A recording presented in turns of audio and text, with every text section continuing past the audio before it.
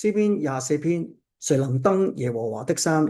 歡迎大家嚟到呢個聖經導賞團。詩篇24篇呢，係大衛73篇作品嘅其中一篇。24篇呢，用一個好宏觀嘅角度呢，去描述神同人點樣互相尋找、相向而行嘅故事。詩篇24篇呢，好有特色嘅喎，佢歸類為呢國王詩篇。嗱，咩叫國王詩篇呢？國王詩篇呢，就係強調神嘅主權、佢嘅管治、讚美神嘅威儀同埋佢嘅能力嘅。同時咧，24篇咧亦都預表咗基督彌賽亞。24篇嘅表演手法咧係非常之精彩嘅喎，大家可以當佢咧為一出歌劇都可以嘅。喺歌劇裏邊咧，佢採用咗好多對唱啊、對答啊、旁白啊種種嘅安排。而24篇取材嘅場景咧，係一班尋求神嘅人喺呢一度咧，我哋叫佢哋係朝聖者啦。朝聖者咧係被引領去朝見神嘅。好多人咧都將24篇嘅場景咧確認喺撒母耳記下第6章所記載嘅一幕喎，係大衛王同佢嘅臣民啊載歌載舞，係迎接約櫃咧上到耶路撒冷山上去嘅。點解要迎接呢個約櫃啊？因為約櫃咧代表咗萬軍之耶和華咧與佢哋同在嘅。點解稱為萬軍之耶和華咧？因為事實上以色列人咧係時時咧都孭個約櫃出去打仗嘅喎。一陣咧我哋就會就萬軍之耶和華呢個咁嘅觀念咧解釋多一啲噶啦。24篇咧其實都有啲不確定性嘅，亦都有啲爭議嘅。嗱，24篇咧有啲人覺得佢嘅內容同埋個情節咧係唔連貫喎。嗱，例如第3至第6節咧，啲朝聖者啊係登山朝見耶和華，但係咧7至10節咧就耶和華又去登門去探訪嗰啲人喎。咁究竟係人去揾神啦，因為神去揾人呢？如果大家咁樣去揾法，會唔會摸門釘嘅呢？所以有啲人咧就得出一個結論啦，就係24篇咧其實唔係一篇嘅詩篇，係由2至3篇嘅短詩咧係組成嘅。嗱，但係咧我就唔贊成呢個觀點嘅。我覺得咧24篇咧係一個完整嘅一篇，而且咧結構非常之精密。嗱，喺呢一度我選用咗一個咧方法，係去簡單嘅聯繫整首嘅詩篇喎。嗱，就係咧神喺24篇裏邊扮演嘅角色，分別係咩咧？第一、第二節咧就係創造主，萬有咧係藉着呢個主宰去做嘅，亦都靠呢個主宰而立，佢擁有一切。嗱，3至6節咧，神咧係賜人恩典嘅神喎，佢指引人何為善，帶領人咧走義路嘅一條咧引領人走到佢面前嘅路。而7至10節咧就係榮耀嘅王啦，神係得勝嘅王，佢帶領佢嘅軍旅子民凱旋歸來。所以24篇嘅結構咧可以分為3個部分。嗱，我哋先睇下第一個部分咧，就係第1至第2節啦。首先第一節，地和其中所充滿的，世界和住在其間的，都屬耶和華。嗱，呢個係一個宣告嚟嘅。地咧係大地啦，地係相對於天而言嘅。咁點解唔提天啊？天都係神所做嘅。嗱，我認為咧呢度有地冇天咧，係為咗強調神嘅視覺係從天佢個寶座嗰度咧俯瞰大地。咁大地有啲乜嘢啊？就係其中所充滿嘅一切，山嶺啦、原野啦、森林啦，其中嘅飛鳥啦、走獸啦。除此之外咧，世界嗱，世界咧係有別於大地嘅。世界咧係大地裏邊咧有人居住嘅地方，而且唔止世界，係加上喺呢個世界裏邊居住嘅人。喺神嘅眼目之下咧，佢作出一個咁嘅宣告：一切都屬於耶和華。咁呢度咧有一個好重要嘅提醒喎。就係咧，我哋可能揸住個碌契咧，睇住啊寫住我哋嘅名嘅，但係如果我哋睇真啲咧，原來咧都係屬於神嘅。神咧對我哋同我哋一切嘅嘢咧有絕對嘅主權嘅。點解神可以宣稱擁有一切啊？咁啊第二節咧佢就解釋啦，因為只有佢咧有能力將地建立喺海上一個混沌失調嘅處境，亦都只有佢咧能夠將世界安定喺大水之上。大水就係河流。嗱，河流當然係人文明嘅搖籃啦，但係如果冇神嘅保守咧，呢個河咧亦都會為人帶嚟破壞嘅。喺呢一度咧，我順便都想介紹一下大衛喺24篇咧用咗種種嘅文學手法。嗱，我哋睇翻第一、第二節啦，嗰度係有2組嘅同義排句，當中有4個嘅圖畫，包括咩咧？第一節地同埋世界，第二節海同埋大水，亦都即係河流啦。我哋知道咧，地係大過世界啦。海咧，亦都大過河流喎。咁喺呢度，我就稱呢種手法為咧漸進式同義平衡句。嗱，呢4幅嘅圖畫咧，就好似衛星圖片咁樣，係由遠至近漸進嘅對焦，將距離咧拉近放大嘅。咁有咩果效呢？就係一二節呢，係以文字啊，營造一個動態嘅效果。嗰一位創建一切、超越萬有嘅主，係從天起動，要臨到人間，紆尊降貴，與人相遇。好啦，神已經動身啦，人準備好未呢？係咪人人都有資格去見呢個神呢？嚟到第三節呢，就有第一輪嘅對唱或者對答啦吓。為咗方便大家去了解呢首詩呢，就睇作一個歌劇咁樣嘅安排。有咩主要嘅角色呢？有朝聖者啦，亦都有使者。嗱，喺開始嘅時候呢，朝聖者咧就覺得有個必要澄清，澄清啲乜嘢呢？就係佢要見呢個神嘅時候呢，佢哋要準備啲乜嘢，要做啲乜嘢。咁因為呢，佢記得咧喺撒母耳記下第6章呢，有一件咁嘅事，就係大衛王呢同3萬嘅人呢係去迎接約櫃。有咩事發生呢？有個人咧叫烏撒，佢見到咧牛失前蹄咧，伸手想去扶個櫃，但係咧就俾神擊殺嘅。嗱，呢樣嘢咧，大家都好驚嘅，所以今次咧都要問清楚，究竟點樣先至符合嘅要求嘅。朝聖者喺第3節咧，總共問咗2個問題。佢話誰能登耶和華嘅山？誰能站在他的聖所？嗱，聖所咧係建喺耶和華嘅山嗰度。耶和華嘅山咧，大家都理解為錫安山啦。錫安山上面嘅聖所咧，係代表咗天上嘅神係與人相遇嘅地方。咁唔知大家喺度睇唔睇到咧？呢度都係先山後聖所，亦都係另外一個咧漸進式同義平衡句嘅例子。又再值得一提咧，神咧係從上而下嘅臨在人間，而朝聖者咧係從下而上咧去朝見神。喺24篇裏邊咧，我哋揾咗8個主要同朝聖者有關嘅動詞咧，都有向上嘅意思。第3節啦，登山啦，同埋係站啦，站起來啦。第4節咧，起誓。嗱，起誓呢度咧，其實係舉起或者舉起手啦吓。咁個原文咧就係 Nasa 嘅意思。Nasa 呢個字咧喺24篇咧，一共咧出現咗6次。除咗第4節之外咧，第5節就必蒙啦，呢個蒙亦都係高舉啦，被神高舉啦。而第7、第9節咧，呢個 Nasa 咧出現咗4次。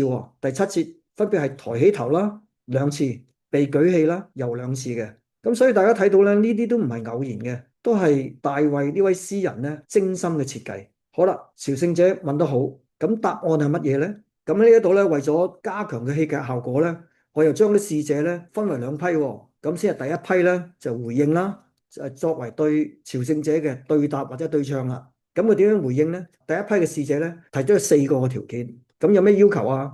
係咪準備啲牛牛羊羊呢？唔係，個神嘅要求咧就是手潔心清，不向虛妄起誓，不懷詭詐嘅人。嗱，呢4個條件咧可以分為2大類嘅。若果咧我哋睇佢為一個交叉結構，咁就更加清楚咯。點樣睇呢？嗱，第一類就係行為啦，就係關乎人與人之間嘅交往嘅。手潔同埋起誓不懷詭詐嘅人，呢啲人同人相處嘅行為咧係清清潔潔嘅，是就是，不是就不是，是是非非咧係清清楚楚，係一個正直可靠嘅人。但係咧行為可能只係表面嘅啫，我哋嘅神咧係監察人心嘅。第二類嘅要求咧係關乎人嘅心、人嘅動機啦。個要求咧就係心清，不向虛妄，不向虛妄咧，亦都更加清楚咧就係心中不高舉偶像嘅人。嗱，講到呢個人咧，比較特別要注意咧，就係單數嘅，唔通只係得一個人合格？呢度講係咪一個個人呢？因為我想講一個理想嘅模範呢。第一批嘅使者咧就回應咗啦，第二批嘅使者咧就回應第一批使者嘅回應。咁第5節咧就有2個確認嘅，咁佢哋就講啦，他必蒙耶和華賜福。嗱，蒙咧頭先講過啦，係高舉啦。如果我要去意譯嘅時候咧，神咧係令呢個人咧福星高照啦，係使佢為義啦。咁我頭先講過咧，都係有啲嘅爭議嘅，其中個爭議點咧就係他啦。嗱，他呢一度咧係有唔同譯法嘅，例如英文譯本 NIV 咧就將他咧就譯為他們嘅。嗱，呢個咧就 NIV 比較意譯啦。點解咧？嗰個他咧只係一個嘅準則，而配合跟住嚟緊嘅第6節咧講到嘅族類咧，因為眾數啊，如果第5節同第6節要銜接得好咧，所以 NIV 咧就譯為他們啦。但係其他譯本咧，譬如 King James 咧，就保留呢個單數嘅他，就唔係譯他們嘅。中文嘅和合本咧，同埋原文咧，都係單數嘅他嘅。咁呢個他係邊個咧？係唔係大衛王咧？大衛作為王咧，都係蒙神賜福嘅，亦都蒙神使佢成為義啦。但係我哋要問下啦，大衛算唔算一個手潔心清嘅人咧？唔算喎。咁如果唔係大衛嘅時候咧，咁呢個他係邊個咧？咁呢度賣個關子啊。第5節咧，佢喺度講話。他咧係必蒙賜福啦，又使佢成義啦。係邊個俾佢呢啲嘢咧？係蒙救佢嘅神喎。呢度咧，我想講救呢個字啦。救嘅原文咧，Yasha。咁大家又知唔知道耶穌嘅名係咩意思咧？耶穌嘅名咧係 Yeshua，係耶和華拯救嘅意思。呢個咪就係第五節救佢嘅神咯。但係咧，呢度仍然未交代清楚他係邊個喎。咁我哋諗下，如果有點名就好啦。一講咗呢個資格出嚟咧，就有人出嚟話到我喺呢一度。咁呢度冇嘅。但係第五節咧，我哋睇到一樣嘢喎，就喺朝聖者嘅當中咧，有一位咧就向前踏一步喎。嗱，呢個我想象嘅啫。佢朗聲回應，咁我哋稱呼佢為朝聖者嘅領袖啦。呢個朝聖者嘅領袖咧，佢做啲乜嘢咧？佢係想介紹跟隨佢嚟嘅人。佢點樣介紹呢班人啊？第六節咧，亦都可以從一個交叉結構咧去理解。首先，佢哋係邊個咧？就睇到這事啦。呢一個嘅領袖咧，至於之身後嗰班人，呢班係咩人咧？呢一班咧係尋求耶和華嘅族類或者世代啦。佢哋係雅各。咁呢班人嚟嘅目的係乜嘢啊？就佢介紹嘅第二點啦。佢哋係嚟尋求你嘅面，係屬乎你嘅產業㗎。唔該你簽收啦。咁使者咧問明來意之後咧，就好似非常之滿意喎。咁跟住咧，佢又大聲去宣告啦。咁呢一個咧就繼第一節、第二節咧，第一個宣告之後咧，就第二個宣告。佢宣告啲乜嘢咧？第七節，榮耀嘅王將要進來。而第九節咧就重複一次，但係咧喺希伯來原文裏邊咧，我哋睇到佢再次強調啦，那榮耀的王將要進來。同埋咧喺第七節同埋第九節咧，使者好似下咗個命令喎。咩命令啊？佢話眾城門啊，你們要抬起頭來，永久的門戶，你們要被舉起。我想同大家咧係去分享一啲我個人嘅想像啦。咁呢個都係我自己嘅睇法啦。第一，眾城門咧係唔同永久嘅門嘅。眾城門咧強調咧係一個數量，似乎咧係有一個特定嘅時空嘅。可以想像咧就係錫安山上面嘅耶路撒冷城啦。而永久嘅門咧係預表咗將來嘅，係神將來從天而降於人間嘅新城新耶路撒冷。眾城門同埋永久門咧，代表咗彌賽亞咧兩次嘅叩門喎，就係耶穌基督兩次進城嘅情景。嗱，第一次係咩咧？耶穌喺棕櫚主日咧騎驢啊，以和平之君嘅身份進入耶路撒冷。再講咧，眾城門抬起頭咧，好多時候我哋都解作咧係打開道門啦。抬起頭咧嘅意思咧就係將道城門咧向上拉開。但係以色列人嘅城門咧並唔係咧向上拉開嘅，而係橫向打開嘅。所以抬起頭咧比較恰當咧係解釋為咧係歡欣，你哋要快樂。我相信咧門咧一早已經開咗噶啦，而家所叩嘅咧係我哋嘅心門，係想我哋嘅心門咧係完全嘅打開，迎接我哋嘅君王。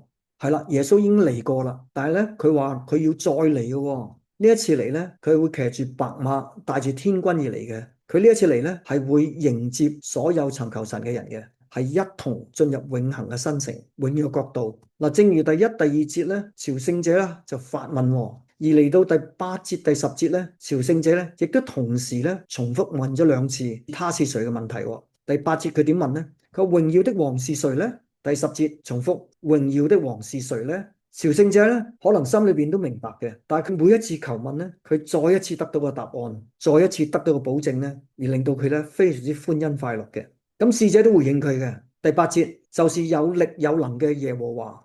咁嚟到呢度又有爭議咯。咦，叩門者係耶和華？咁朝聖者同埋耶和華各自叩門嘅時候，係咪就係摸門釘啊？嗱，其實咧呢個係可以理解嘅。嗱，我哋舉例啦，約翰福音第8章58節咧，咁耶穌咧係去教訓啲以色列人啦，但係啲以色列人咧就好似有啲唔係幾順氣。佢話睇你咁後生，點解你會教訓我嘅？耶穌咧就咁同佢講。我實實在在的告訴你們，還沒有亞伯拉罕呢，就有了我。嗱，呢個就有了我咧，喺英文咧就係 I am，就係出埃及記咧3章14節，摩西問神你係邊個嘅時候咧，上帝嘅答覆 I am who I am。所以當時嘅猶太人咧即刻會意，佢就拎石頭咧打耶穌添。約翰福音第10章30節咧，耶穌都再講多次噶啦，我與父咧係原為一嘅。只係父咧就差我呢個兒子咧嚟到呢個世界上去救拔世人嘅啫，所以耶穌咧就係被父差遣嘅彌賽亞啦。咁呢個彌賽亞呢個耶穌有啲咩好啊？喺第8節咧就咁講啦，佢咧喺戰場上咧係有力有能嘅。咁咩戰場啊？係一個人靈魂嘅爭奪戰，特別咧喺耶穌基督第二次要嚟嘅時候咧，佢騎住白馬以得勝君王咧再次降臨嘅時候咧，佢就係呢一個嘅勇者啦。他要作王，直到永遠。所以第十節咧再有補充喎，係將24章3節同6節咧未講清嗰個係邊個嘅人咧，留到最後咧係要講清楚喎。榮耀嘅王係邊個咧？王嘅名就係萬軍之耶和華。嗱，中文和合本咧譯萬軍之耶和華咧係正確嘅，但喺呢度咧我願意有兩個補充。原文 Jehovah Sabaoth 咧係一個複合詞嚟嘅，複合詞咧係將兩個名詞咧合成一齊嘅，所以咧並唔係萬軍之耶和華，係萬軍耶和華，係唔需要有個之字嘅。正如咧火車咧係唔等於火之車，飛機咧唔等於飛的機，因為咧 Jehovah Sabaoth 咧已經成為一個專有名詞，係神嘅名嚟噶啦。第二咧，特別係中文譯本咧係譯做萬軍。嗱，呢個係絕對啱嘅，特別咧係對敵人而言咧，耶和華或者呢個我哋嘅主咧係全軍嘅統領，冇錯嘅。但係對於一啲尋求佢屬於佢嘅人咧，Jehovah Sabaoth 咧就係代表咗大能大力，可以保護需要佢嘅人嘅名啦。而事實上咧，Jehovah Sabaoth 嘅字咧第一次出現咧唔係去打仗嘅，反而咧係出現咗喺舊約撒母耳記上第一章，記載啲乜嘢咧？就係咧。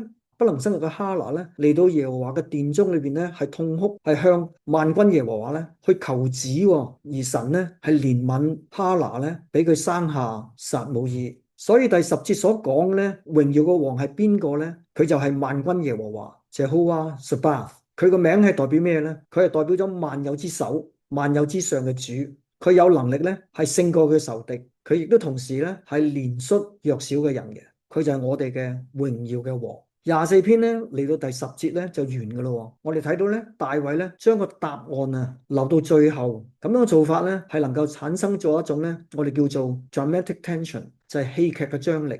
成首詩嘅裏邊咧冇講出個答案，但係一點一滴透過懸疑咧係將個答案咧係留到最後，係令到個劇情咧係推到高潮嘅。咁亦都令到咧所有聽到嘅人咧非常之開心快樂嘅。1至10節咧就喺呢度講完噶啦，不如我哋去反思一下啦。第一，耶穌基督係咪你榮耀嘅王呢？你係咪感到好榮幸能夠進入神為你準備嘅永久嘅門戶呢？但喺24篇咧，我哋都睇到咧，神對人咧係有極高嘅要求嘅。咁你係咪一個手潔心清嘅人呢？你點樣先至達到神嘅要求呢？我哋都知道啦，靠自己咧係唔掂嘅。喺24篇裏邊咧，我哋清楚睇到咧，當人努力去尋求神嘅時候咧，神亦都咧親自去尋找我哋嗰個係雙向嘅。咁我哋嘅門啊，係唔係向神敞開嘅咧？我哋開放嘅時候係全天候啊，因為只開放星期日上午10點至12點鐘咧。咁我哋開放嘅地方有冇限制咧？耶穌係咪你家庭嘅王咧？咁喺你嘅侍奉，喺你嘅工作，佢係咪你嘅主，係咪你嘅王咧？好啦，我哋今日都講咗好多啦，希望咧你都能夠喺24篇裏邊咧了解到神嘅心意，我哋點樣去滿足佢，滿足我哋呢個榮耀嘅王。拜拜。